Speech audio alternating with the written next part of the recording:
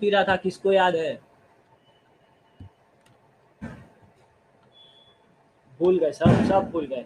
याद करो, अमन अमन के साथ हम एक एग्जांपल बनाए थे कि सर अमन और श्रेष्ठ ये हैं सर कॉफ़ी लवर और ये हैं चाय लवर, है ना? ये थे कॉफ़ी और ये थे चाय ना, बोलो ऐसा था? अमन शायद, हाँ उन्नति, शायद शायद करो बस, तुम लोग कुछ याद नहीं रह रहा है तो क्या याद रखना है सर? अमन चाय पी रहा था तो समझ लो ये अमन का ही चार्ट है कि क्वांटिटी चाय वो लिया है कप्स पर डे, तो ठीक है।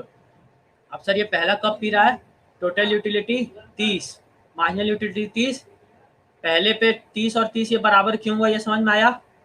बोलो। हमारा फॉर्मूला क्या है म्यू का? T U N minus plus T U N minus 1। T U N कितना है? 30 plus T U N minus 1 कितना है? 30, सॉरी 30 नहीं, ये 0। टी यू एन माइनस 1 कितना है? 0 ना, इससे पहले तो कुछ नहीं है, मतलब 0। तो टी यू एन माइनस 1 0, तो 30 प्लस 0 इज इक्वल टू 30। तो एम यू कितना हो गया? 30 हो गया।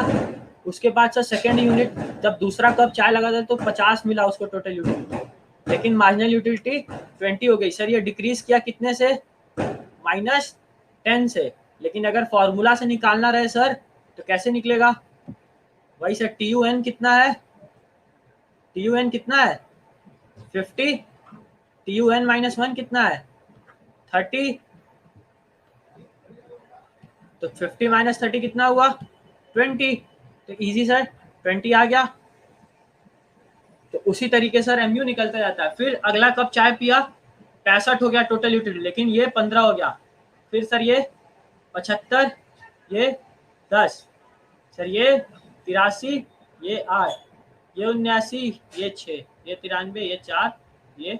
आप लोग देख रहे होंगे कि मेरे कल के एग्जाम्पल में और आज के एग्जाम्पल में सर थोड़ा थोड़ा सा अंतर है। बोलो क्या अंतर है, कौन बताएगा?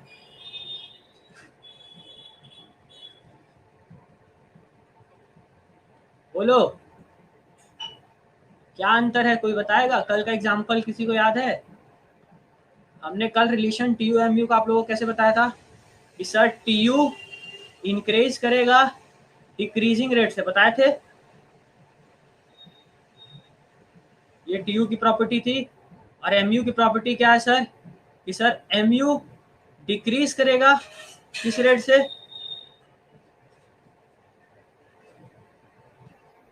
डिक्रीजिंग रेट से। यही तुमको बताना चाह रहे हैं कि सर कल और आज में क्या अंतर है। कल और आज में सर यही अंतर है कि सर आपको यहाँ दिख रहा होगा कि एम यू डिक्रीजिंग रेट से घट रहा है।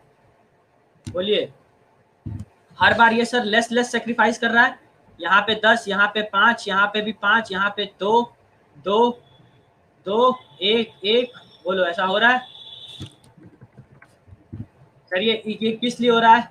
क्योंकि सर जैसे जैसे आप कंजम्पशन बढ़ा रहे हैं वैसे वैसे आपको यूटिलिटी कम होता जा रहा है, आपको मिलना कम होता जा रहा है। तो सर ये प्रॉपर्टी थी एमयू की। तो आपको जो कल बताया गया था वो मार्जिनल एनालिसिस के दम पे बताया गया था। वही हम आप लोग को कह रहे थे सर, जो यूटिलिटी काट दीजिए। तो उसी तरीके सर मार्जिनल को आपको हटाना था वहां से। जो यूटिलिटी वर्ड था वो हटा के रिलेशन था कि मार्जिनल का ये रूल होता है। लेकिन सर यूटिलिटी के टर्म में क्या हो रहा है? ये भी डिक्रीज कर रहा है। कैसे सर? डिक्रीजिंग रेट से डिक्रीज कर रहा है। और ये कैसे डिक्रीज कर रहा है सर? ये इंक्रीज कैसे कर रहा है? डिक्रीजिंग रेट से डिक्रीज कर रहा है। बोलिए समझ में आया? बाकी लोग समझ में आया टी यू और एम यू का रिलेशन क्या है? Yes sir, yes sir, yes sir, yes sir, yes sir. और मंदर सिंह, यस सर। ओके। तो इसका रिलेशन सर बहुत इजी था। कल की क्लास जो लोग भी किए होंगे उसको बहुत इजी लग रहा होगा, क्योंकि कल हम सर बहुत तरीके से आप लोग को रिलेशन बताए थे। बस अब वो कल वाला रूल मत लगाने लगा, ऐसे सर आप कहे थे अपोजिट होता है, ऐसे करके ऐसे होता है। प्लीज वो रूल मत लगाना, वो अलग तरीके से था और ये अलग तरीके से, है ना? अब आते हैं सर वही चार्ट पे कि सर टी यू, ये है एम यू का चार्ट, है ना? ये किसका चार्ट है सर? एम यू का है। क्योंकि एम यू निगेटिव हो सकता है, टी यू निगेटिव नहीं हो सकता है, सबको पता है ना? टी यू नाइदर भी निगेटिव, एम यू कैन भी निगेटिव। ठीक है? तो ये हमेशा याद रखना, जहां भी आपको कोई भी चीज निगेटिव में दिखे तो समझ लीजिए मार्जिनल का है। 90% चांस है कि सर वो 99% मान के चलिए कि वो मार्जिनल की चीजें हैं। तो ये चार्ट में देख रहे हैं निगेटिव में जा रहा है, तो मतलब ये एमयू का है। 30 से सर 20 पे आया, 20 से 15, 15 से वो, ये एक्सप्लेनेशन दिया है। टीयू कहाँ पे हाई होगा सर? हाईएस्ट, यहाँ पे हाईएस्ट होगा। जहाँ पे एमयू 0 होता है वहां पे टीयू अपने मैक्स पे होता है। बोलिए होता है कि नहीं? उसके बाद जैसे ही सर ये निगेटिव हुआ, टीयू क्या हो जाएगा सर? फॉल करने लगेगा। टीयू फॉल करने लगेगा। वेरी गुड खुशी। ठीक है, तो इतना रिलेशन आपको याद रखना है कि टीयू मैक्स कब होगा? जब एमयू 0 होगा। और टीयू गिरेगा कब? जब एमयू निगेटिव हो जाएगा। सर यही वो वाले एग्जांपल समझिए, जब हम खाना खा रहे थे हम उल्टी कब करेंगे? जब हमारा एमयू निगेटिव होगा तो हम ये मानेंगे कि हमको उल्टी हो गया। और हम हाईएस्ट कब होंगे? जो आखिरी वाला रोटी मम्मी जबरदस्ती दे दी थी कि चलो चलो ये नाना वाला है, खा लो खा लो खा लो जल्दी खा लो। तो ये खाए, ठीक है, मेरा मन भर गया, मतलब अत हो गया। अब एक रोटी और की नहीं है चाचा का, तो बस वहीं ढकस दोगे।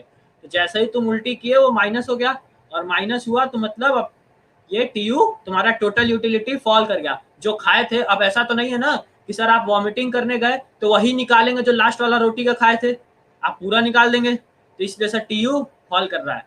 बोलो ऐसा है कि नहीं है? वॉमिटिंग करने जाओगे तो बोलोगे नहीं ना पेट से कि सर उतना ही निकालना जो लास्ट वाला मम्मी खिलाई थी चावल चाचा के नाम पे। ऐसा तो होता नहीं है। सर वॉमिटिंग करेंगे तो बल भर करेंगे। तो वही वाला है सर, एकदम सिंपल सा एग्जांपल है कि टीयू इसीलिए सर नेगेटिव हो जाता है। उसके बाद sir limitation of the law. हर चीज है जिंदगी में, जिस जो भी आपको लॉ पढ़ाया जाएगा, जितना भी लॉ आप लोग जहां जहां पढ़ेंगे, सबका लिमिटेशन है। क्यों? क्योंकि सर ज्ञानी के बाद हमेशा एक ज्ञानी और आ जाता है। ठीक है, एक ज्ञानी आए तो ये नियम दिए, फिर अगला ज्ञानी आए, महान ज्ञानी आ गए तो कहेंगे नहीं नहीं ये गलती था, ये लो मेरा वाला। फिर एक तो ज्ञानी आए वो कहे नहीं ये गलती था। ठीक है, तो कोई भी चीज कभी परफेक्ट नहीं हो सकती है, सबको पता है। तो हर बार सर हर चीज की एक लिमिटेशन है, तो वही लिमिटेशन छांट के बताए थे हमारे जे.आर. हिक्स साहब। क्योंकि सर उन्होंने क्या दिया था जे.आर. हिक्स, कल हम आप लोग को बताए थे, वो क्या बोले थे? कार्डिनल अप्रोच बोले थे कि ऑर्डिनल अप्रोच बोले थे? वे तो ऑर्डिनल बोले थे। तो सर ऑर्डिनल अप्रोच में क्या बताए थे कि यूटिलिटी को मेजर ही नहीं किया जा सकता नंबर फॉर्म में। खुशी ये बता ही नहीं सकती कि एक रोटी खाए थे तो मेरा कितना पेट का पार्ट भरा है, 5 यूनिट भरा कि 10 यूनिट भरा। इसीलिए सर जब हिक्स साहब आए, जे.आर. हिक्स साहब, तो उन्होंने ढेर सारा लिमिटेशन गिना दिया। तो सर क्या क्या लिमिटेशन गिनाए थे वो? सबसे पहले क्या है, जे.आर. हिक्स ने मेनली गिनाया था, और भी बहुत सारे इकोनॉमिस्ट है, तो आप लोग को नाम से इससे मतलब नहीं है, बस लिमिटेशन जानिए कि क्या क्या लिमिटेशन है। ये कलर हमको अच्छा नहीं लग रहा है, हरा हरा, कोई अच्छा सा कलर बताओ यार। हाँ blue, I like this. Okay चलो, तो सबसे पहला सर लिमिटेशन क्या है? हाँ ये कलर, कल भी हम यही कलर यूज कर रहे थे ना। चलो, utility considered as the cardinally subject measurable और attainable as utility is a subjective concept. Sir हम सबको पता है कि ये सब्जेक्टिव कंसेप्ट है, इसीलिए सर इसको न्यूमेरिकली कंक्लूड करना बहुत मुश्किल है। तो सबसे पहला सर लिमिटेशन ये निकल के आया कि सर यूटिलिटी को डिराइव करना ही सबसे मुश्किल है। Unrealistic assumption regarding the marginal utility of money. अब सर ये बताइए, हमने क्या माना था यहाँ पे? कल शशांक 200 रुपया कमा रहा था, तो हमने ये माना था ना कि 200 चेंज नहीं होगा, इसकी वैल्यू चेंज नहीं होगी। मतलब MUM सबको पता होगा, वर्थ ऑफ मनी को क्या कहते हैं? MUM कहते हैं। तो सर हमने सबसे पहला ये एजम्पशन माना है DMU में कि ये सर ये कांस्टेंट रहेगा, कि मनी की वर्थ नहीं बदलेगी। कि सर जो 5 रुपया एक लेस खरीद सकता था, वो 5 रुपया कल भी वो लेस खरीद सकता है। लेकिन सर ये कांस्टेंट मानना बेवकूफ़ी है। जे.आर. हिक्स साहब आए, कहे कि तुम टोपा आदमी हो क्या? आज 10 रुपए का रिफाइन हम खा रहे थे, आज 100 रुपए का रिफाइन हो गया। बोलो हुआ कि नहीं? पिछले लॉकडाउन से 100 रुपए का रिफाइन खरीद रहे थे, आज 165 रुपए का हो गया। तो सर मनी की वैल्यू सेम है? नहीं है। तो सर आप कैसे मान लिए कि मनी की वैल्यू सेम होगी? बताइए, एकदम ठीक आदमी नहीं थे वो। तो सर वो ऐसे बोला कि money is subject to change, money की वैल्यू सर हमेशा बदलती रहती है। जो 100 रुपए की आज पावर है, वो अगले साल भी 100 रुपए की वो पावर नहीं रह जाएगी। आप लोग खुद ही एग्जामिन करके देख लीजिए कि सर जो पिज्जा आप 49 रुपए का मंगाते थे, आज वही पिज्जा 56 रुपए का हो गया। बोलो हो गया ना? ओके, तो सर ये इसलिए मनी वैल्यू कभी भी कांस्टेंट नहीं होती है। तो जे.आर. हिक्स ने सर ये कहा कि ये भी गलत, तुम्हारा इस तरीके से भी ये गलत है और इस तरीके से भी गलत है। फिर नो एम्पेरिकल वेरिफिकेशन, सर इसका किसी भी तरीके से वेरिफिकेशन नहीं कर सकते। अब जैसे मान लो खुशी गई और 4 ठो पिज्जा खाई, डोमिनोज से ली, वो कॉम्बो पैक जो आता था सर 4 वाला पिज्जा लियो, पूरा खा गई, पूरा खा के कही सर हमें 20 यूनिट सेटिस्फेक्शन मिला। अब क्या उन्नति जाके ये जज कर सकती है कि उसको 20 मिला कि 19 मिला? कहेगी नहीं नहीं तुमको 19 मिला, बस तब हो गया, वहाँ यही मार धाड़ किए सब, डोमिनोज का शीशा फोड़ दिए। लेकिन सर ये कोई प्रूफ नहीं कर सकता कि किसको कितना मिला है, ठीक है। तो इसलिए सर इसका नो एम्पेरिकल वेरिफिकेशन है, आप इसको कभी भी वेरीफाई नहीं कर सकते कि किसको कितना मिला और किसको नहीं, हम जो कह रहे हैं वो मानना पड़ेगा बस, ठीक है। फिर उसके बाद सर क्या है, उसके बाद सर क्या है, the derivation of the law is based on the assumption of ceteris paribus. कल ही याद कीजिए हम आप लोग को जिंदगी में बता रहे थे ये शब्द, बोलिए बताए थे कि नहीं? जिंदगी में आप लोग को ये शब्द बताए थे, तो इसका मतलब क्या था sir, other thing remain constant, ठीक है। तो इसको आपको याद रखना है कि अदर थिंग रिमेन कांस्टेंट का वर्ड क्या होता है इकोनॉमिक्स में, सेक्ट्रेस पेरिबस। सर इसका मतलब क्या है कि ये derivation of the law, sir याद कीजिए कल हम लोग एजम्पशन में पढ़े थे, ये माने थे कि सर इसका इनकम चेंज नहीं होगा, सर इसका टेस्ट एंड प्रेफरेंस चेंज नहीं होगा, सर इसका प्राइस लेवल नहीं चेंज होना चाहिए। तो सर ये सब मूर्खता है मानना, क्योंकि ये कभी भी नहीं माना जा सकता कि उसका टेस्ट प्रेफरेंस नहीं चेंज हो सकता। अब फॉर सपोज खुशी जी हैं, हम तुमको बहुत सारा कल एग्जांपल दिए थे कि सर मान लीजिए सर आज खुशी पिज्जा खाई, तो क्या कल भी पिज्जा ही खाएगी? नहीं, कल बर्गर खाएगी, फिर कहीं चाउमीन खाएगी, फिर जाएगी मोमोज खाएगी। तो तुम तो यही मान रहे हो कि नहीं ये पिज्जा खाती रहेगी खाती रहेगी खाती रहेगी खाती रहेगी, लेकिन सर ये मानना बेवकूफ़ी है। तो जार हिक्स साहब ने आए और वो कहे कि ऐसा नहीं हो सकता है, ठीक है। तो ये मानता है सेट्रिस पेरिबस, जो सेट्रिस पेरिबस कभी भी इकोनॉमी में हो ही नहीं सकता, इसलिए इसको इस लॉ को गलत माना गया कि नहीं ये ठीक नहीं है, लॉ बढ़िया बात नहीं बोल रहा है। उसके बाद sir consumer surplus, consumer surplus का याद कीजिए हम आप लोग को सिलेबस में लिखवाएं सबसे लास्ट में, है ना। कंज्यूमर सरप्लस का जो टॉपिक है वो सबसे लास्ट में लिखवाएं, क्यों? क्योंकि इससे पहले बहुत सी चीज़ें आप लोग को जानने में चाहिए। तो इसको भी छोड़ा जाए, अभी बढ़ा जाए आगे। या तो बोलो यूटिलिटी से कंज्यूमर सरप्लस बता दे, फिर इंडिफरेंस कर्व शुरू करें, नहीं तो इंडिफरेंस कर्व भी बता दे, फिर दोनों से हम कंज्यूमर सरप्लस मिला के बताएं। जल्दी बताओ, कोई और बोलो।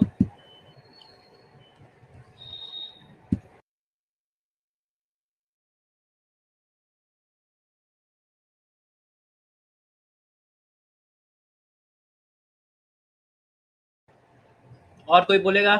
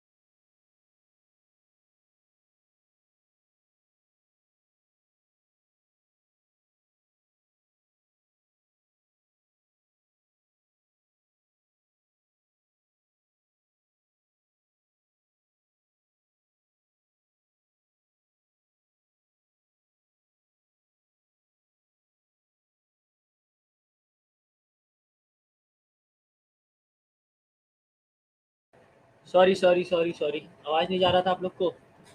कोई नहीं सर, पहले इंडिफरेंस कर्व अप्रोच बता दीजिए।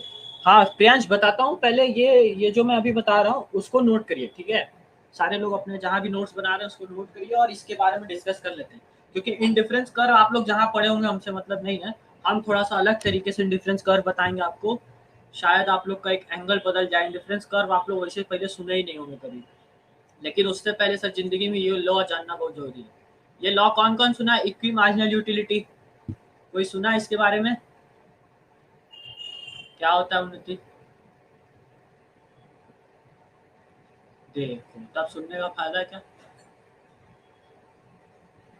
और कोई सुना है? खुशी, ऋषिक, प्रियांश, अमन, मंधर, कौन कौन सुना है इस लॉ के बारे में? बच्चा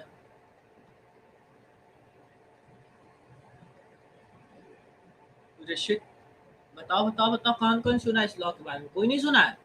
अरे यार इतना अच्छा सा लॉ है।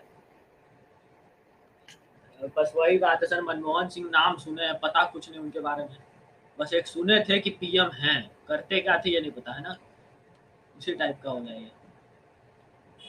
लेकिन ऐसा नहीं है, वो बोलते नहीं थे लेकिन काम कुछ कुछ करते थे। अच्छा अच्छा, ठीक है। तो उसी तरीके सर ये लॉ समझ लीजिए, one of the most important law of your economics syllabus नहीं, most important law of economics. पूरा इकोनॉमिक्स इसी लॉ पे बेस्ड है, एक तरीके से कह लीजिए आप। जितना भी चैप्टर पढ़ेंगे सर वहां पे ये वाला लॉ आपको मिलेगा ही। इसका नाम बदल बदल के मिलता है सर, ये एक जगह सर अलग हो जाएगा, एक जगह अलग हो जाएगा, एक जगह अलग हो जाएगा, ठीक है। लेकिन सर सबसे पहले इसको आपको लॉ को समझना, ये लॉ है क्या सर, इसके बारे में। इसका आप सबसे पहले इसको दिया कौन था इसको नोट कर लीजिए आप लोग, जहां भी कॉपी लिख रहे हैं उसको नोट करिए फटाक से। सर इसको दिए थे गॉसेंस, ठीक है। और इसी को कहते हैं सर गॉसेंस सेकंड लॉ। सर इसी को क्या कहते हैं? गॉसेंस सेकंड लॉ। ये आपके बीएचयू में पूछा हुआ क्वेश्चन है बीकॉम के पेपर में। गॉसेंस सेकंड लॉ किसको कहते हैं? तो सर लॉ ऑफ इक्विमार्जिनल यूटिलिटी को कहते हैं। और गॉसेंस फर्स्ट लॉ किसको कहते हैं? गॉसेंस गॉसेंस फर्स्ट लॉ किसको कहते हैं? सर लॉ ऑफ डीएमयू को कहते हैं गॉसेंस फर्स्ट लॉ। अगर हम इस पीडीएफ को बंद कर दें तो रुक जाओ, तुम लोग को हम लिख के बताते हैं व्हाइट बोर्ड पे।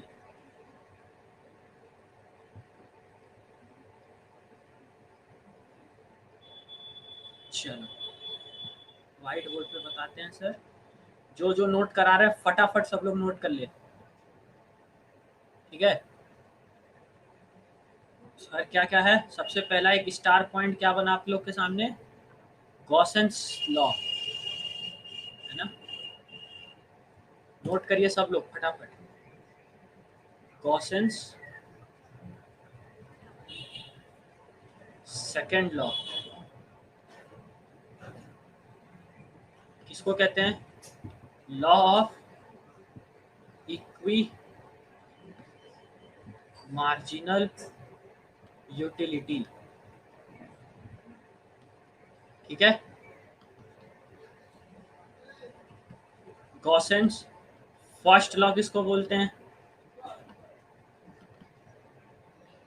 Law of diminishing marginal utility, ठीक है। अब आइए इसके वेरियस नेम्स पे। अगर आपको एग्जाम में वेरियस नेम देके पूछ ले कि ये किसके द्वारा है, किसको कौन दिया था, या फिर इसका अदर नेम बताइए, तो आपको पता होना चाहिए सर इसी को सर लॉ ऑफ सब्सटीट्यूशन कहते हैं। क्या कहते हैं? Law of substitution.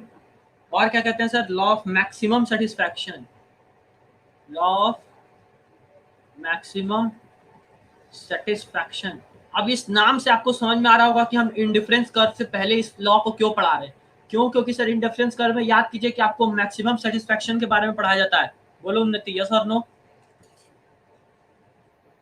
तो इसीलिए ये लॉ पहले पढ़ना जरूरी है। आप लोग कहीं नहीं पढ़े होंगे मेरे समझ से, सीबीएसई किताब में नहीं है, लेकिन ये बताना बहुत जरूरी होता है।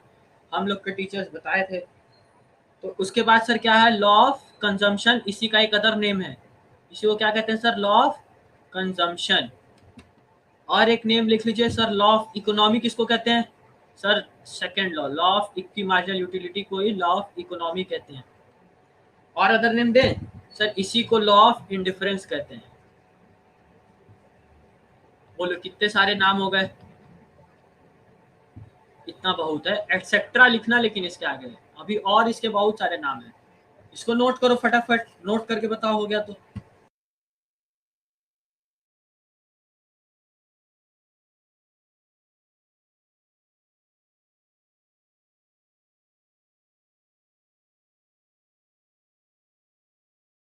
लॉ ऑफ इंडिफरेंस बच्चा,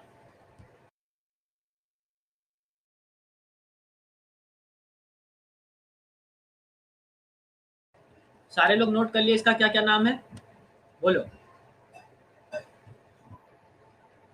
ओके, उसके बाद डीएमयू का अदर नेम क्या क्या था, किसी को याद है?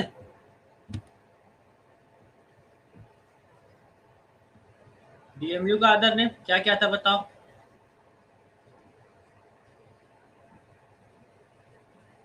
बोलो क्या क्या था अदर नेम डीएमयू का।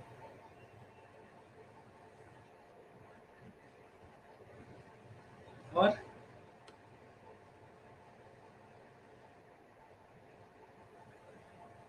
इसी को सर आगे लिख लीजिए, लॉ ऑफ प्रोपोर्शनैलिटी भी बोलते हैं। क्या बोलते हैं?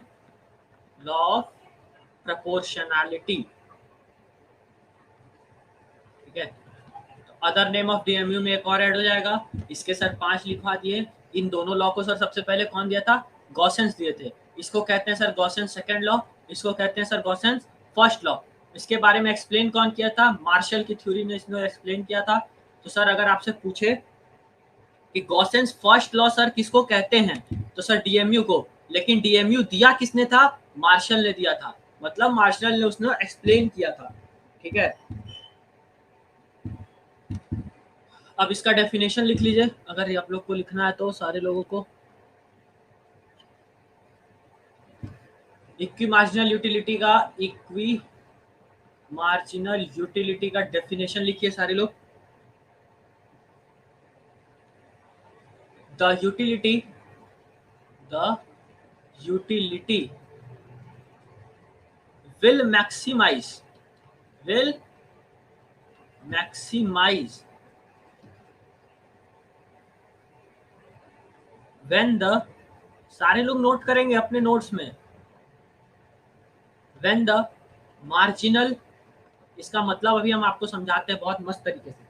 मार्जिनल यूनिट्स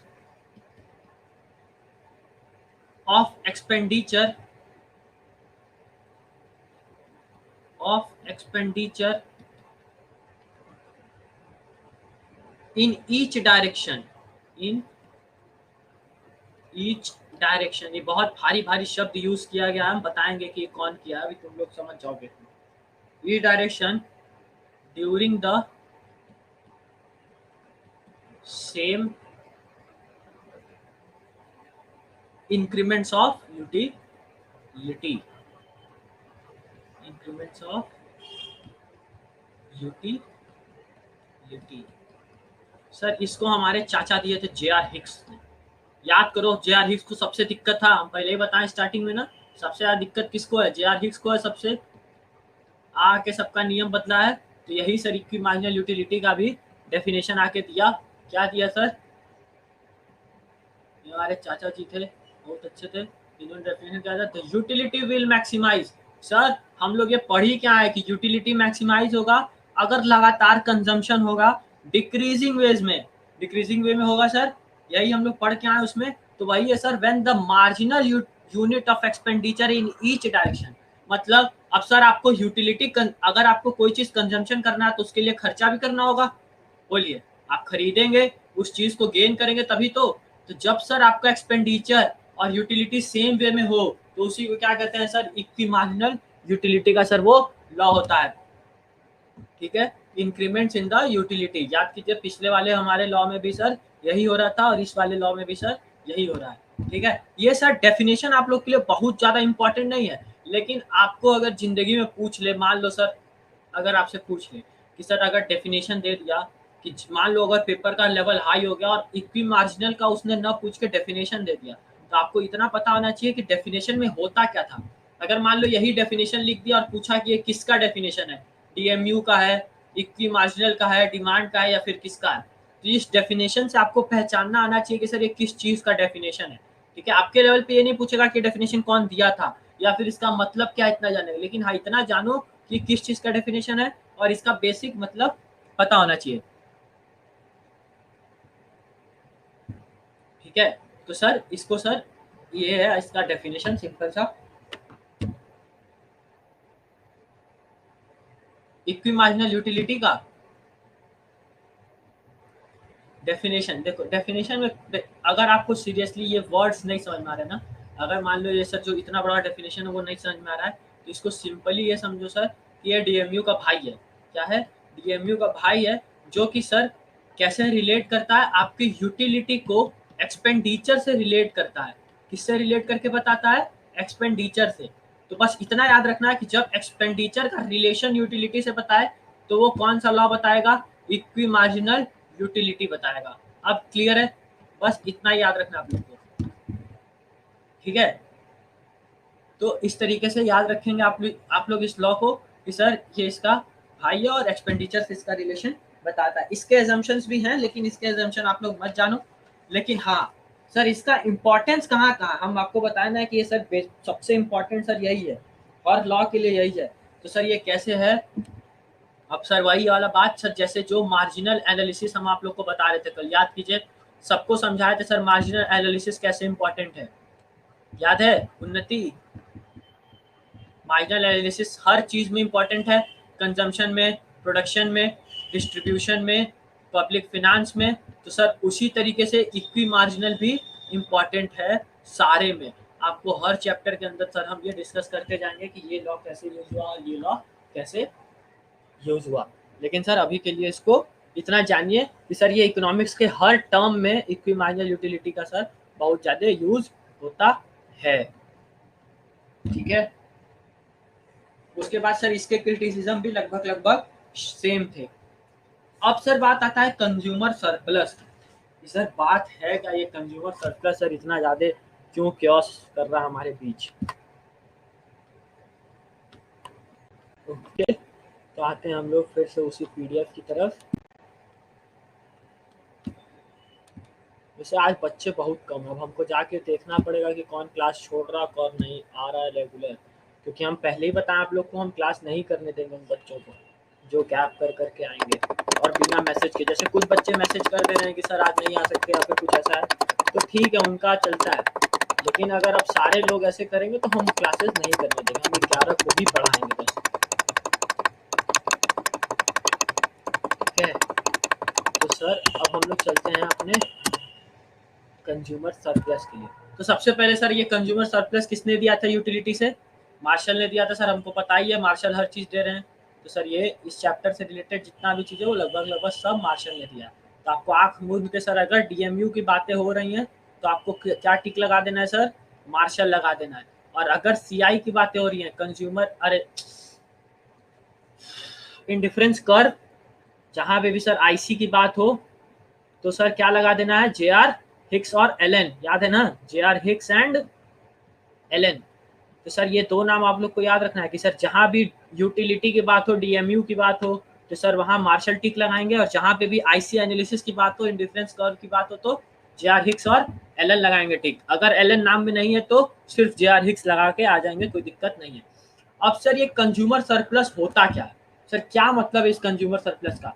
तो आसान भाषा में ये समझो कि जैसे उन्नति के पास 100 रुपया है, ठीक है, उन्नति को दिवाली पे मिला 100 रुपया, ठीक। अब जैसे अगर दिवाली मान लो रोज हो रहा है, उसके घर में दिवाली रोज मनाया जा रहा है, उसको रोज 100 रुपया मिल रहा है, ठीक है, 100 रुपया रोज मिल रहा है। तो कोई भी प्रोडक्ट का कंजम्पशन, ये माना जाता है ह्यूमन बिहेवियर में कि वो प्रोडक्ट का कंजम्पशन तभी तक कर रहा है जब प्राइस के इक्वल टू में उसका यूटिलिटी ना आ जाए। मतलब क्या सर, क्या कहना चाह रहे हैं? अब जिंदगी में नहीं समझ में आया सर। हम ये कहना चाह रहे हैं कि अगर वो 100 रुपया खर्चा कर रहा है तो वो तभी तक वो प्रोडक्ट खरीदेगा जब तक उससे मिलने वाली यूटिलिटी उसके बराबर या उससे ज्यादा ना हो जाए। मतलब समझ में आया कि अगर वो 200 यूटिलिटी मिल रहा है तब तो वो करेगा 110 तक करेगा, लेकिन अगर 100 के बराबर 100 आ गया तो सर वो रुक जाएगा वहीं पे। क्योंकि अगर 100 रुपया दे के अगर उसको 90 यूनिट का सेटिस्फेक्शन मिल रहा है तो कोई भी कस्टमर उसको कंज्यूम करेगा? सर नहीं करेगा। तो सर यही कंज्यूमर सरप्लस के लिए सबसे पहला एजम्पशन क्या है कि वो सर 100 रुपए बराबर 100 रुपए के यूटिल्स तक ही कंजम्पशन करेगा। तो सर जितना ये 100 रुपए के ऊपर कमाल मतलब यूटिलिटी मिल जा रहा है उसको, ठीक है, जितना भी 100 रुपए के ऊपर उसको यूटिलिटी मिल जा रहा है वो सब क्या हो जाएगा सर, सारा चीज बन जाएगा कंज्यूमर सरप्लस का पार्ट बन जाएगा। आप देखिए इसको सिंपल भाषा में डेफिनेशन में हम लोग दिए हुए हैं तो उसको समझते हैं हम लोग क्या है sir, the excess of price which a consumer would be willing to pay rather than go without the thing over that which he actually does pay। मतलब सर वो जिंदगी में जितना पेमेंट कर रहा है, ठीक है सर, जितना पेमेंट कर रहा है या फिर जितना कर सकता था, अगर जब तक वो जितना कर रहा है उसके यूटिलिटी उससे ज्यादा मिल रही है तब तक तो उसको पेमेंट करेगा। और अगर सर जहां ये प्राइस के बराबर आ गया यूटिलिटी, वो कंजम्पशन को रोक देगा, वो उसी यूनिट पे स्टॉप कर देगा। उसी तरीके सर ये क्या है, सिंपल भाषा में अगर देखें सर तो यहाँ देखिए नीचे में हम ये दिया हुआ है सर क्या, what a consumer is actually willing to pay और व्हाट इज एक्चुअली पेइंग। ठीक है सर, वो विलिंग टू पे अगर 200 यूनिट मिल रहा है तो सर वो 200 यूनिट देना चाहिए था, लेकिन वो दे कितना रहा है, 100 ही रुपया खर्चा कर रहा है। ठीक है, 200 यूनिट के लिए वो 100 ही रुपया खर्चा कर रहा है, लेकिन कर कितना सकता था 200, क्यों, क्योंकि 200 यूनिट मिल रहा है उससे सेटिस्फेक्शन। तो वो तब तक करेगा खर्चा जब तक सर ये इसके बराबर ना हो जाए। तो जैसे ही बराबर हो जाएगा तो जितना भी ऊपर का उसको मिला है, जितना भी उसको ये अधिक वाला 200, 180, 170 मिला है, वो सब उसका किसका पार्ट बन जाएगा, कंज्यूमर सरप्लस का पार्ट बन जाएगा। तो आपके कॉपी में सिंपल सा फॉर्मूला क्या जाना चाहिए सर, सिंपल सा ये फॉर्मूला क्या जाना चाहिए sir, what a consumer is willing to pay और what he actually pays is equal to consumer surplus. Consumer surplus का क्या फॉर्मूला है sir, what is consumer is willing to pay and what is actually pays. जब इसके बीच का difference निकालोगे तो क्या निकल के आएगा सर, कंज्यूमर सरप्लस निकल के आएगा। सर ये कंज्यूमर सरप्लस किस लॉ के दम पे निकल के आता है, किसकी हेल्प से, तो sir DMU, diminishing marginal utility के लॉ के द्वारा सर हम ये कंज्यूमर सरप्लस निकाल पाते हैं। अभी इसको हम एक्सप्लेन करते हैं, आगे चार्ट है, आप टेंशन मत लीजिए, इसको आप समझ जाएंगे। ठीक है सर, देखिए जैसे सर फर्स्ट पॉइंट एक बार रिपीट कर दीजिए प्रश्न, देखिए आप देखिए यहाँ पे आपको समझ में आएगा। सर हम क्या कहना चाह रहे हैं, कंज्यूमर सरप्लस, याद कीजिए उन्नति को 100 रुपया मिल रहा था, तो मान लो सर ये उन्नति का है, नंबर 1 यूनिट पे, 1 यूनिट पे क्या हुआ सर, 30 मार्जिनल यूटिलिटी है, पर उसकी प्राइस क्या है 20। सर प्राइस 20 कांस्टेंट रहेगी, हम बताए थे प्राइस सर चेंज नहीं हो सकता। DMU में हम लोग सर क्या असम्पशन लिए, याद है ना, कि प्राइस कांस्टेंट होता है, तो सर यहाँ भी प्राइस कांस्टेंट है और मार्जिनल यूटिलिटी घटता जाता है, ये हमें पता है। तो सर 20 यहाँ था, कंज्यूमर सरप्लस कितना है सर 10, 20 माइनस 30, 28 माइनस 20 8, 26 माइनस 20 6। तो सर ये कहाँ तक कंजम्पशन करेगा 20, जब तक ये जीरो ना हो जाए। सर ये जैसे ही जीरो होगा, जैसे ही ये जीरो हो जाएगा आप कंजम्पशन रोक देंगे। सर तो सर ये कंज्यूमर सरप्लस कितना हुआ, जब आप इतने को टोटल कर देंगे तो ये सर क्या बन जाएगा, कंज्यूमर सरप्लस का पार्ट बन जाएगा। क्यों सर ऐसा क्यों हुआ, क्योंकि सर हम प्राइस तो कम पे कर रहे थे लेकिन हमें यूटिलिटी ज्यादा मिल रहा था। जहां हमें प्राइस के बराबर यूटिलिटी मिली हम वहां पे अपने कंजम्पशन को रोक देंगे, हम उससे बाद कंजम्पशन, हम 6 यूनिट के बाद कंजम्पशन नहीं करेंगे। तो कंज्यूमर सरप्लस का सर टोटल कैसे निकलेगा कि सर जितना जितना हमको मिला है सर उसको हम टोटल कर देंगे, तो वो टोटल कंज्यूमर सरप्लस हमारे सामने निकल के। एग्जाम्पल डिलीट फॉर्मूला को कराए, मतलब क्या लिखना चाह रहे हो ऋषिक, तुम आप क्या लिखना चाह रहे हो ऋषिक, ऋषिक समझ में आया सबको ये कंज्यूमर सरप्लस कैसे निकल रहा है, बोलो यस और नो। बाकी लोग यस सर। तो उसी तरीके से देखिए अब यहाँ पे आपको दिखेगा ये चार्ट। सर ये चार्ट कैसे दिखा कि सर जहां पे प्राइस आपका बराबर हो जाए, किसके बराबर हो जाए सर, प्राइस क्वांटिटी बराबर हो जाए, वहां पे सर ये पॉइंट आर क्या होता है, इक्विलिब्रियम का पॉइंट होता है। इससे ऊपर सर क्या है, ये कंज्यूमर सरप्लस है, ये sir consumer surplus. X axis sir quantity बता रहा है, वाई एक्सिस सर क्या बता रहा है, प्राइस एंड MU। तो सर मार्जिनल यूटिलिटी कर्व हमको पता है, MU कर्व ऐसे होता है, निगेटिव भी जाता है। सर वही चीज है, टोटल प्राइस एरिया, ये सर क्या है, ये प्राइस का एरिया है जब प्राइस और वो बराबर हो जाए। और सर जब तक प्राइस के ऊपर यूटिलिटी मिल रही थी वो ये वाला एरिया है, तो सर ये वाला एरिया को क्या कहेंगे sir, consumer surplus. The area PMR sir कौन सा एरिया है, कंज्यूमर सरप्लस का। यही सर ये डायग्राम होता है, डायग्राम से क्वेश्चंस नहीं बनते लेकिन आपको पता होना चाहिए सर कि ये रूल कैसे काम कर रहा है। ठीक है, तो ये रूल सर सिंपल सा याद रखिए, एकदम जैसे हम आपको लॉजिक अभी बताया ना सर, सिंपल सा रूल क्या होना है, जहां तक मेरा पैसा बराबर है वहां तक हम खरीदेंगे। मतलब उस जितना हमें पैसा से ज्यादा मिलेगा, जितना उन्नति। अब जैसे मान लो अगर यहाँ तुम लोग को ये चार्ट फाट से ना समझ में आ रहा हो तो एक छोटा सा एग्जांपल लो कि जैसे मान लो अमन है, अमन 10 रुपया लिया, वो 10 रुपया से तब तक खरीदेगा जब तक उसको 20 टॉफी मिल रहा है। 19 मिला खरीद लिया, 12 मिला खरीद लिया, 10 रुपया में 10 टॉफी खरीदा, कहा बस इससे नीचे नहीं, हम 10 रुपया में 9 टॉफी नहीं खरीद सकते, हम 10 रुपया में कुछ और खरीद लेंगे जो हमें 10 या 20 मिल जाएगा। तो हमेशा कंज्यूमर सरप्लस क्या हुआ सर, जब तक प्राइस से अधिक आपको मिलेगा उसी को सर आप क्या कहते हैं, कंज्यूमर सरप्लस। इसी को सर आसान भाषा में समझे तो सर कंज्यूमर का फायदा, क्योंकि वो पेमेंट प्राइस कम पे कर रहा है, यूटिलिटी ज्यादा मिल रहा है, प्राइस कम पे कर रहा है, यूटिलिटी ज्यादा मिल रहा है, प्राइस कम पे कर रहा है, यूटिलिटी ज्यादा मिल रहा है। तो ये कहां तक करेगा, जब तक प्राइस और यूटिलिटी बराबर ना हो जाए, उसके नीचे वो नहीं जाएगा। वो इस यूनिट की जगह कोई और यूनिट कंज्यूम करेगा जहां पे मार्जिनल यूटिलिटी उसको ज्यादा मिलने लगे। तो समझ में आया सर इसके नीचे क्यों नहीं जा रहा है? ये भी एक सर आप लोग के मन में डाउट आना चाहिए कि सर ये 6वें यूनिट के नीचे क्यों नहीं जा रहा है। ठीक है, तो ये इसलिए नहीं जा रहा है क्योंकि हो सकता है ये इसके ऊपर शिफ्ट कर जाए जहां पे उसको मार्जिनल यूटिलिटी ज्यादा मिले। तो कब तक करेगा, जब तक वो सरप्लस में है, जब तक उसे प्राइस से ज्यादा यूटिलिटी मिल रहा है तब तक वो कंज्यूम करेगा। और टोटल कंज्यूमर सरप्लस निकालना हो तो इसको हम जोड़ देंगे। Clear sir? प्लस ग्राफ में एक बार और बताइए, ग्राफ में देखो सिंपल बच्चा, जब ग्राफ तुम इसको ना नंबरिंग करके करोगे, जब ये अभी देखो ये क्या है ना, ये प्लेन है ग्राफ, जब इसको आप नंबरिंग करके करोगे ना तो आपको सिंपली समझ में आएगा कि ये जो सर वो 10, 6, 8 वाला एरिया है वो है कंज्यूमर सरप्लस का एरिया। क्योंकि सर ये देखिए प्राइस हमारा यहाँ है, तो प्राइस के ऊपर जितना भी पार्ट है वो कंज्यूमर सरप्लस का पार्ट है। प्राइस के ऊपर जितना भी पार्ट है वो कंज्यूमर सरप्लस।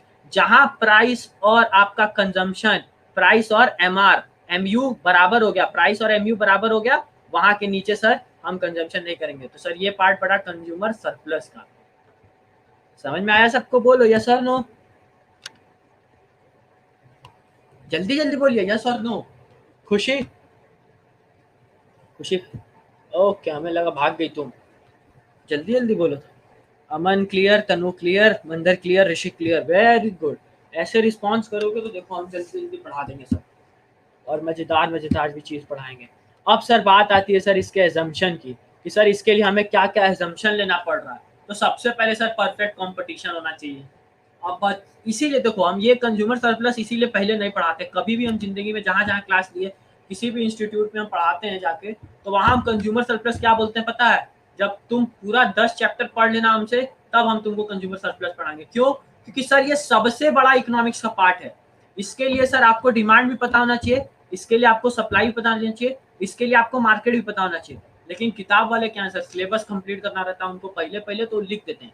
तो सर आप देखिए, अगर कोई चीज, कोई आपको जैसे जानना है, अब मान लो अमन को क्रिकेट खेलना है फॉर सपोज, तो क्या वो सिर्फ अगर बैटिंग वाला पहलू जानेगा तो क्रिकेट खेल लेगा? बोलो इट इज पॉसिबल कि अगर उसे सिर्फ और सिर्फ बैटिंग के बारे में पता है, उसको पता ही नहीं कि बॉलिंग कैसे होता है, बॉलिंग कौन करा सकता है, अंपायरिंग क्या होता है, आउट कैसे होते हैं, कुछ भी नहीं पता है, सिर्फ उसको बैटिंग का नॉलेज, क्या वो क्रिकेट खेल सकता है? यस और no, tell me. No sir.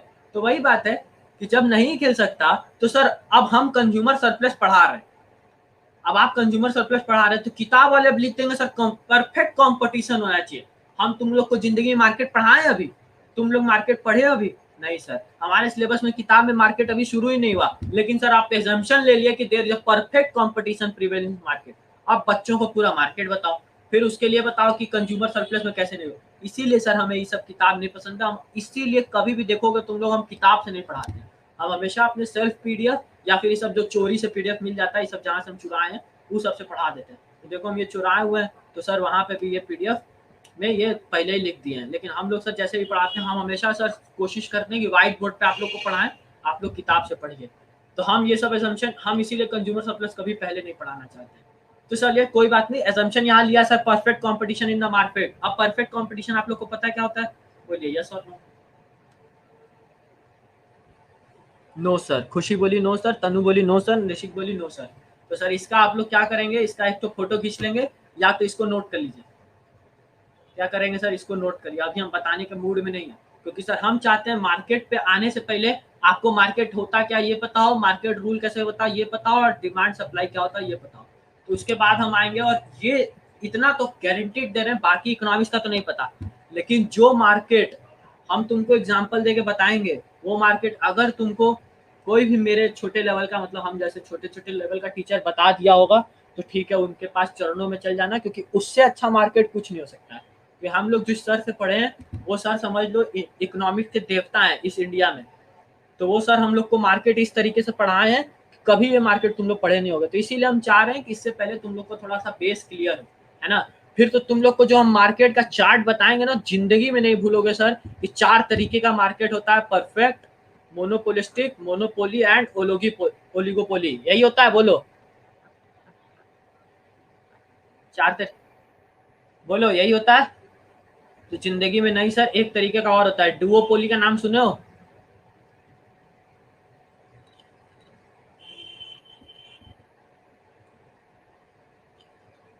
हाँ, तो सर ये जिंदगी में डुओपोली भी होता है, ओलिगोपोली भी होता है, मोनोपोलिस्टिक होता है, मोनोपोली होता है, परफेक्ट होता है। सर ये आप लोग को आगे चल के बहुत डिटेल में पढ़ना और बहुत तगड़े से। इससे सर ओवर एंड ऑल, अगर सर इजी पेपर रहा तो 2-3 क्वेश्चन इसी से बनते हैं। क्यों? क्योंकि सर इसका लेवल सर बीकॉम में भी, हम आपको अपने बेसिक जब पढ़ा रहे थे इंट्रो क्लास में, तो आपको बताए थे कि बीकॉम एंट्रेंस में बीकॉम फर्स्ट ईयर से क्वेश्चन बनते हैं। तो फर्स्ट ईयर में मार्केट का बहुत बड़ा चैप्टर है, तो ये सर फर्स्ट ईयर से यही वाला चैप्टर ज्यादा उठाते हैं सर बीकॉम एंट्रेंस में, कि मार्केट से अच्छे अच्छे क्वेश्चन बनते हैं। क्यों? क्योंकि सर यहाँ पे प्रोडक्ट का अलग हो जाता है, यहाँ प्रोडक्ट अलग, यहाँ डिमांड अलग, यहाँ सप्लाई अलग। तो वो हर चीज आपको हम बता देंगे, उसका टेंशन नहीं लेना है। लेकिन हाँ, इसको अब आप तुम लोग नोट करके रख लो, perfect competition prevails in the market is assumption of consumer surplus. ये हम एक्सप्लेन बाद में करेंगे, ठीक है। उसके बाद consumer purchases only one commodity. अब देखो, ये भी सर एजम्पशन लेना पड़ता है कि सर आप एक ही कमोडिटी खरीद रहे हैं, ये हम मान रहे हैं। सर देखिए, यहाँ पे आप एक ही कमोडिटी खरीद रहे मान रहे हैं ना सर। अगर आप 2 खरीद रहे होते तो दोनों का एमयू अलग अलग बनाते, प्राइस अलग अलग होता, कंज्यूमर सरप्लस अलग निकलता। तो लेकिन आप ग्राफ पे शो कैसे करते? क्योंकि आपका तो एक तरफ प्रोडक्ट और एक तरफ एमयू है, तीसरा साइड ही नहीं है। इसलिए सर हमें क्या मानना पड़ेगा कि सिर्फ और सिर्फ आप एक प्रोडक्ट को खरीद रहे हो। क्या मान रहे हैं सर? हम सिर्फ और सिर्फ एक प्रोडक्ट का कंजम्पशन कर रहे हैं, ठीक है। तो सर ये सबसे बड़ा एक एजम्पशन है हमारे बीच। उसके बाद क्या sir? Price of a commodity fix. याद कीजिए, हम लोग प्राइस डीएमयू में ही ये माने, एजम्पशन ऑफ डीएमयू जब हम पढ़ा रहे तो तभी बताए थे कि सर प्राइस सेम होगा। तो सर जब कंज्यूमर सरप्लस भी पढ़ रहे हैं तो उसमें भी यही मानना है कि price of a commodity is same as be shown in the chart, price of a commodity is same, है ना? है ना ऐसा? बोलो, किसी को कोई दिक्कत नहीं सर? फिर marginal utility of a money is constant. Sir MUM constant होगा, ये हम लोग पीछे से पढ़ते हुए आ रहे हैं। ये सर डीएमयू की जहां जहां बातें होंगी, जहां जहां सर डीएमयू के बारे में आप लोग पढ़ेंगे, वहां वहां क्या पढ़ेंगे? MUM, money worth. इसी का सर दूसरा नाम क्या है? मनी वर्थ, है ना। आप लोग के किताब में छोटे से बॉक्स में दिया होगा मनी वर्थ, और उसके साथ 1 रुपया वाला एग्जाम्पल दिया होगा, 1 रुपी एग्जाम्पल। बोलो, दिया है कि नहीं? सेट्रिस फेरिबस, हाँ सेट्रिस फेरिबस अप्लाई हो गया, एकदम अच्छे से सेट्रिस फेरिबस अप्लाई होगा सर इसमें भी। मंदर कि क्या होगा कि सारे चीजों को आपको रिमेन कांस्टेंट रखना है। अब जैसे मान लो सेट्रिस फेरिबस का क्या है? Other thing remaining constant. अगर मान लो कि ये तुम यहाँ पे आए, थर्ड यूनिट पे आओ, थर्ड यूनिट बोले हम नहीं, ये हम यही खाएंगे, मेरा टेस्ट चेंज हो गया, तो सर ये चार्ट खत्म। तो सर आपको ये मानना पड़ेगा, नहीं आपका टेस्ट प्रेफरेंस सेम रहेगा, आपका इनकम सेम रहेगा, आपका प्राइस सेम रहेगा, तो आप कंजम्पशन सेम चीज का सेम तरीके से करते रहोगे। तो यहाँ पे भी सेट्रिस फेरिबस वाला रूल काम करेगा। बोलो, ये असम्पशंस क्लियर हो गए? किसी को और कोई असम्पशन चाहिए क्या? 2-4 दें, बोलो, बस करें? एक आध असम्पशन और लिख लो। ये मान लो पहला वाला घलुआ हो गया था ना, तो एक और एग्जाम्पशन लिखो अच्छा सा। फिर क्या है? No substitute is available, no substitute is available, is available. अब जिंदगी में सर कॉमन सेंस तुम्हारा यही काम कर जाएगा। अगर सर सब्सटीट्यूट अवेलेबल हुआ तो जहां हमारा 30 यूटिलिटी मिल रहा था, अगर 26 मिलने लगा तो हम लप से उधर भाग जाएंगे और 30 यूटिलिटी ले लेंगे। क्यों? क्योंकि सर सब्सटीट्यूट का क्या मतलब होता है? या तो ये यूज कर लीजिए या तो यूज कीजिए, दोनों सेम है। तो सर अगर हम कोको कोला पी रहे थे, हमको 30 मिला, हम फिर कोको कोला पिए, हमको 26 मिला, तो हम लब से पेप्सी पे भाग जाएंगे और हम फिर से 30 यूनिट ले लेंगे। तो सब्सटीट्यूट अवेलेबल नहीं होना चाहिए। तो सब्सटीट्यूट अवेलेबल नहीं होना चाहिए मतलब one product in the commodity होना चाहिए, मतलब सिर्फ और सिर्फ एक प्रोडक्ट होना चाहिए जो कि आप कंज्यूम कर रहे हैं, उसका कोई भी सब्सटीट्यूट अगर अवेलेबल है तो ये वाला रूल, कंज्यूमर सरप्लस का रूल फेल हो जाएगा। क्यों? क्योंकि कोई भी इतना टोपा नहीं है कि सर यहाँ पे माइनस होते जा रहा है, 26 से 22 पे आ गया और यहाँ 30 मिल रहा है तो नहीं लेगा। अगर वो 26 उसको मिला तो लब से 30 पे चला जाएगा। बोलो चला जाएगा कि नहीं? अगर जैसे मान लो डोमिनोज का पिज्जा और पिज्जा हट का पिज्जा है, दोनों सर सेम है, लगभग लगभग पिज्जा देते हैं दोनों, फ्रेंचाइजी सेम है। अगर सर ये वही क्वालिटी वही चीज ये 49 में दे रहा है और ये 56 में दे रहा है, तो कॉमन सेंस से सर हम इसी को लेंगे। और सर ये भी 49 किया तो ठीक है, हम इसको करते जा रहे थे, और सर ये 48 कर दिया, ये 48 कर दिया, तो हम लब से भाग आएंगे ना डोमिनोज के पास। बोलो, तो वही वाला रूल है सर कि नो सब्सटीट्यूट अवेलेबल, ये असम्पशन एकदम लेके चलना है सर कि no substitute is available in the market. बोलो सबको क्लियर? ओके, तो सर ये हो गया हमारा असम्पशन पार्ट और ये हो गया हमारा चार्ट पार्ट। अब इसके लिमिटेशन के साथ हम लोग आज की क्लास एंड करेंगे कि सर इस कंज्यूमर सरप्लस का लिमिटेशन क्या है। अब सर लिमिटेशन तुम लोग को असम्पशन से समझ में आ गया होगा कि सर ऐसा कोई असम्पशन हो सकता है क्या कि नो सब्सटीट्यूट? क्या हम डोमिनोज खुला, अगर डोमिनोज खा रहे हैं तो क्या पिज्जा हट को मार के भगा देंगे? कोको कोला पी रहे हैं तो पेप्सी मान ले, है ही नहीं। तो सर ऐसा हो ही नहीं सकता। तो ये कौन दिया होगा? कॉमन सेंस लगाओ, कौन बोला होगा? किसको बोलने का आदत था? JR Hicks. यही चाचा जी आए और कहे ऐसा हो ही नहीं सकता, तुम टोपाओ, हम ये सब मानेंगे ही नहीं। तो ऐसा आके वो चाचा जी बोले थे। तो सर ये लिमिटेशन हो गया कि कंज्यूमर सरप्लस में सर ये मानना पड़ता है कि ये सब प्रोडक्ट नहीं है। तो इसके सर ढेर सारे लिमिटेशन निकल के आए। Consumer surplus can not be measured precisely because it difficult to measure. अब सबसे पहला तो सर हर चीज में सर लिमिटेशन क्या निकल के आ रहा है कि यूटिलिटी न्यूमेरिकल फॉर्म में हो ही नहीं सकता। बोलो ये भी कौन बोला था? कौन चाचा बोले थे? हाँ, तो चाचा जी को बहुत दिक्कत है, सारे सबके घर में एक तो चाचा मौसा ऐसे होते हैं जिसको सबको बहुत दिक्कत होता है। तो इनके इकोनॉमिक्स वाले भी फील्ड में एक तो चाचा जी थे JR हिक्स। कहे कैसे नापोगे? खुशी 4 गिलास पानी पिए 20 यूनिट कैसे मिला? हम क्यों माने कि 20 यूनिट में, हम बोल रहे 18 मिला था। अब तुम मार कर लोगे तो सही बात है, चाचा जी सही बोल रहे थे, तो चाचा जी का कहना ये सही था, तो इसलिए सर इसको हम लोग मान लिया कि लिमिटेशन है।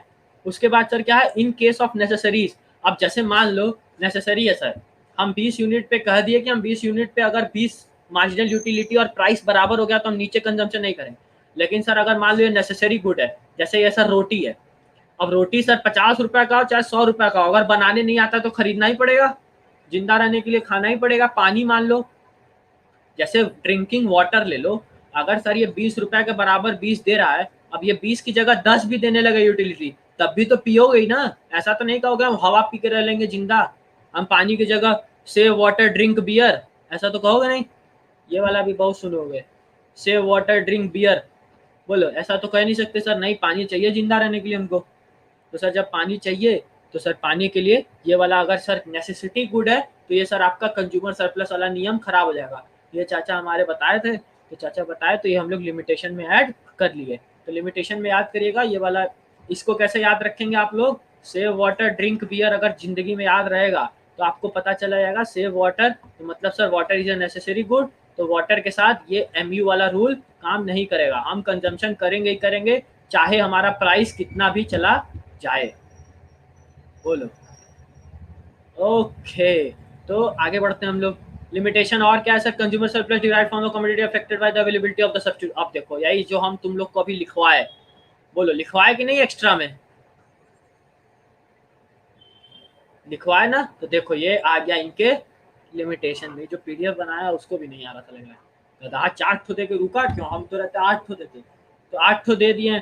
तो ये सर यहाँ से जहाँ देखो जहाँ लिमिटेशन होता है वहाँ एजम्पशन होता है, मतलब अगर हम कुछ एजम्पशन माने हैं वहीं से सर निकल सकता है लिमिटेशन। अगर तुम मान लो किसी लॉ में 0 एजम्पशन ले लो, अगर किसी भी लॉ में 0 एजम्पशन है तो उसका ये मान के चलो कि सर 0 लिमिटेशन होगा। लेकिन जितने ही सब इकोनॉमिक्स के टोपा थे ना, सब एजम्पशन लिए, तो जितने मिला एजम्पशन लिए तो सबन्ने का लिमिटेशन निकल के आ गया। तो लिमिटेशन निकल के आया तो सर हम लोग पढ़ेंगे, अब क्या करेंगे, कोई ऑप्शन ही नहीं है। सब अपने हिसाब से एजम्पशन लिए तो सबन्ने का लिमिटेशन है। Limitation sir availability of the substitute. अब सर सब्स्टिट्यूट है कोको कोला और पेप्सी वाला जो हम बताए, तुम लोग को जिंदगी में याद रखना है।